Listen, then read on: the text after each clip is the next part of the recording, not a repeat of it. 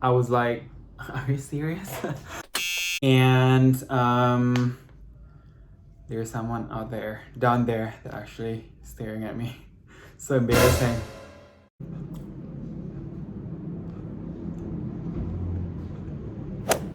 And sometimes I also eat ice cream. Most of the time, sorry, not just a little. Hi everyone, welcome back to the Maven.com video. And if you haven't noticed that I haven't been writing for a while, and to be very honest, work has been really busy, and whenever I had the time to just do nothing, I would just take it. And I've been doing a lot of readings, and I've been catching up with a lot of movies and series. And because over the years, whenever I have and I have the privilege to have spare times, I would just do some writings and running my website and everything. And I've been loving that. I still am loving that, but I feel like I need to find another ways to find my spare times. And reading is probably on the top of my list. But today, I really feel like hopping in front of my camera to just talk about something. So here's the thing. I literally just finished my meeting, and whenever I'm in a meeting, I always put down all of my notes or like the next action points that I will do post these meetings on my notes on my phone. And when I was like scrolling down my notes and everything, and I came across this note that I wrote a few months ago about youthemaven.com. So I used to have this tab called youthemaven.com where I keep all of my content ideas there, so I do not forget them. And I was like, oh, I haven't digging this for quite a while, so why don't I just like clicked it, and I scroll them down. Oh, there are a lot of like content ideas, and some of them are actually published. And yeah, and then I came across the word myth on the 32nd or 33rd content ideas, and I was like, what was I thinking when I wrote this? But when I was like thinking for about 2 minutes and 3 minutes and trying to recall my ideas, I was like, oh, I get it. So I wanted to talk about like the myths that I think is invalid, the myths that I actually have been encountering, and then I can prove by myself that oh, this doesn't work for me, this myth. So I would really like to share that to you. I know it's a very like, I don't know if this is common, but somehow the points that I'm gonna make is a little bit diverse. It's not only about fashion or like the things that I've been writing about. Some of it might be about skincare, but there are some like interesting things that I'm gonna talk today. So yeah, before that, I would like to say thank you so much for those who have watched my previous video. I know it's a little bit embarrassing, but thank you so much. And for those readers who are still reading my previous posts and everything, like I see you, and thank you so much for reading them. And I hope that you can pick something from the post and to improve yourself and just you living your best life. So I won't talk any longer, so let's start. All right, let's start with the first myth. So the first myth would be there's a stereotype that says that skincare routine is only for ladies. And I completely disagree with that. Because I don't know, it's just when you're trying to take care of your skin, when you're trying to improve your health, and when you're trying to improve your aesthetics and something, it is just so irrelevant if you connect it with gender. You know what I mean? Because there are a lot of components when it comes to skincare. Like there's you want to fix something, and then you want to improve something, or you want to heal something. You know what I mean? So I just don't see that being connected with gender. Like, for instance, if there is like a man who has rosacea or like eczema, does he or doesn't he supposed to take care of his skin because of he is being a man? You know what I mean? So I don't know. like taking care of your skin and like diseases, and then other skin problems like skin cancer, eczema, rosacea, dry skin, flaky skin, and then aging, sunspots. They do not look whether you are a man or you're a woman. You know what I mean? They just attack, or they just like grow on a skin who is like not protected, who is not been taken care of, and who's not fixed and everything. So whenever people have that stereotype that skincare is only for a lady, I just think that they're out of their mind and they're insane. Because if you're rewinding this, what did I just say about now? It's weird, like connecting skincare routine with gender. So yeah, I've been taking care of my skin for about like 4 years now. I started in my mid-20s, and not mid, I think early 20s. And I've been taking care of my skin, and I feel the very best when I'm able to take care of my skin, and it feels very therapeutic. It improves my mental health, it improves my skin, and it protects my skin, the most important thing. So yeah, I will keep doing it. I don't care about what stereotype people are having, or like the myth that skincare is only for ladies. I don't care.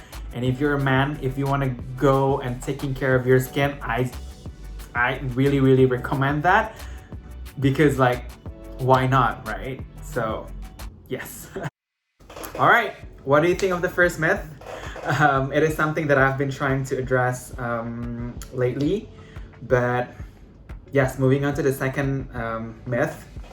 I've been hearing a lot of people say that if you're practicing religion, and if you consider yourself religious, that you cannot have fun.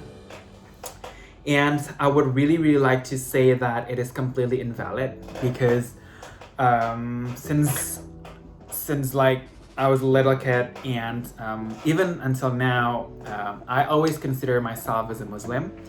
And I have been trying, and I am still trying my best to always practice and to my religion, and like salat, and then fasting, whether it's Ramadan or whether it is like for on Monday and Thursday.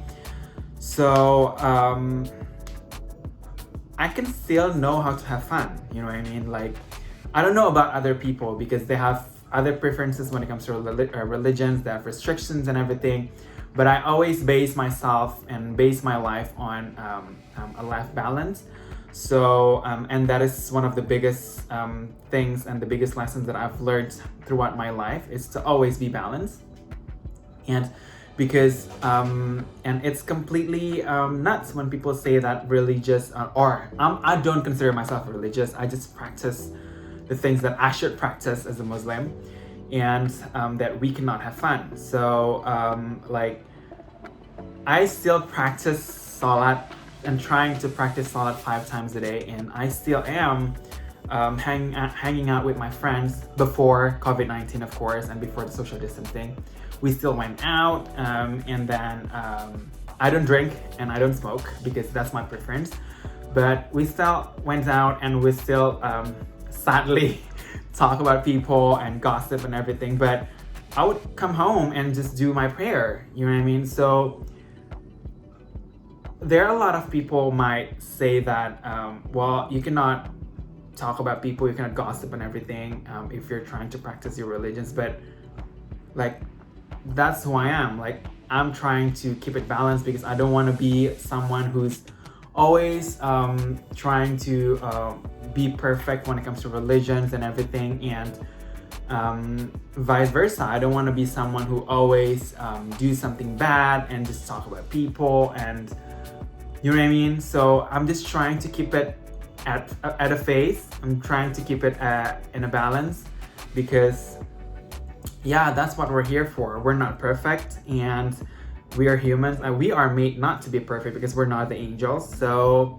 I just feel like coming from myself, it's not true. Like, we still can have fun. Maybe we'll grab a bite after the social distancing. Who might know?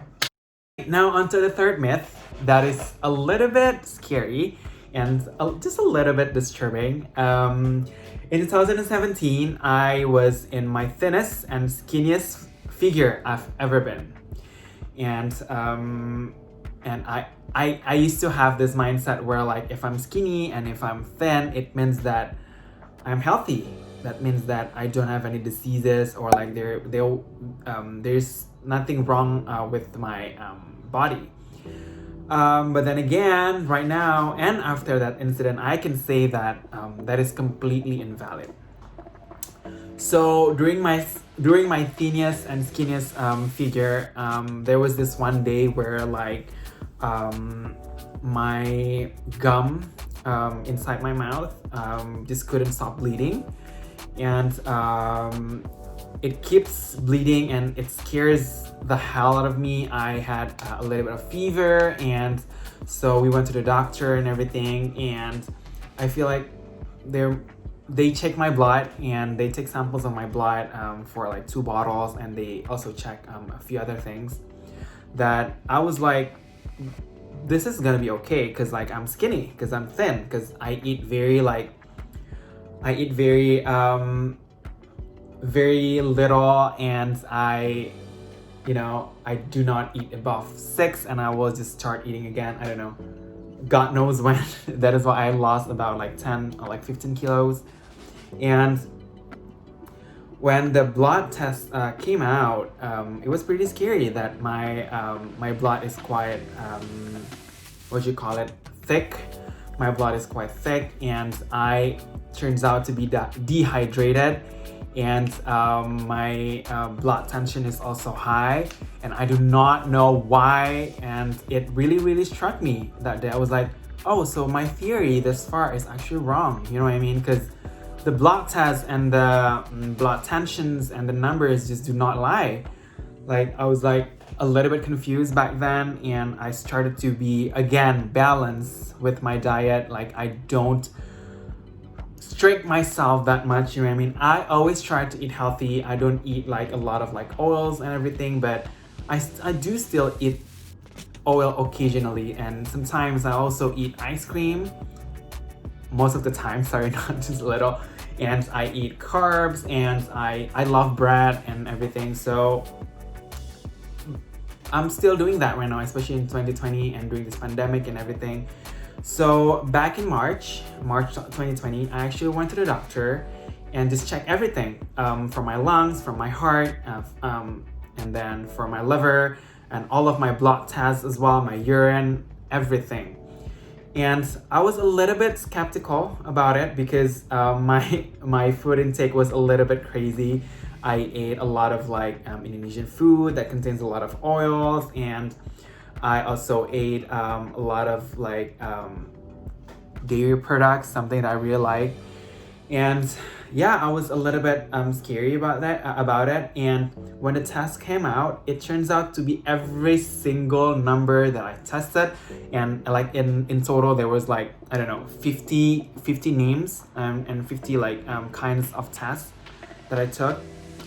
Every single thing was normal, like completely normal. Like my blood test, it's good. My blood tension is good. My heart, my liver, and then my my urine, and then my glucose. Everything is great. There's no inflammations whatsoever, and that is why I feel like the stereotype and the mindset of like if I'm skinny and if I'm thin, it means that I'm healthy, is completely invalid. Because when I'm trying a balanced life, like I still eat oils occasionally that I've said before, and I also ate dairies. I ate ice cream, of course, bread and everything. But the balance that I'm trying to put it here is that I exercise. I do exercise like 2 or 3 times a week. I do run, and sometimes I went to a gym. I'm not really fun with a gym, but I do not have the equipment in my home, and that is why I went to a gym like once in a week for a treadmill and just for like the weights and everything, because I still prefer to work outside with no air conditioning,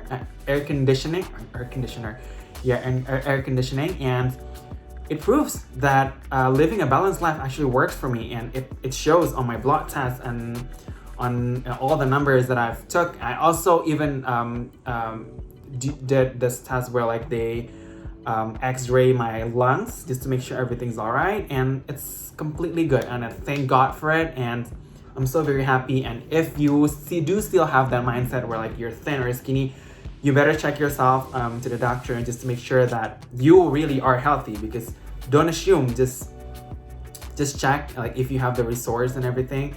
And if test is good, then continue what you're doing, and if don't, I would really consider a balanced life that I've been doing so far for about like 3 years. So all right, now we're moving on to the fourth myth. We're getting there.